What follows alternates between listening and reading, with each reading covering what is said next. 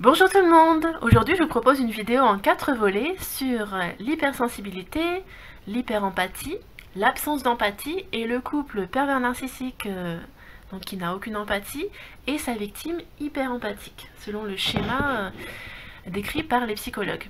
Alors la définition, qu'est-ce que c'est pour cette première vidéo? L'hypersensibilité, ça désigne une sensibilité plus haute que la moyenne, provisoirement ou durablement, pouvant être vécue avec difficulté par la personne elle-même, ou perçue comme exagérée, voire extrême.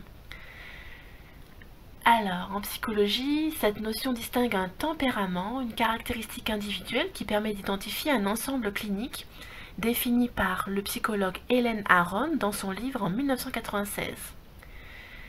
Selon les recherches scientifiques qui ont suivi, après ce livre, les individus hautement sensibles, hypersensibles, représenteraient environ 25% de la population mondiale. Donc un quart de la population mondiale serait hypersensible. Et le cacherait très bien, je pense. Quelles sont les caractéristiques principales de l'hypersensibilité? En 4 points. La profondeur de traitement. Ensuite, plus suscité, plus mobilisé que les autres pour une même stimulation. Troisième point, réactivité émotionnelle forte et empathie élevée. Quatrième point, sensibilité aux stimuli subtils, ce qui nous donne en anglais DOES, D-O-E-S. Donc, c'est un moyen mnémotechnique pour se souvenir des caractéristiques précises de l'hypersensibilité. Alors, c'est une sensibilité élevée qui n'est pas une pathologie, c'est vraiment un trait de caractère.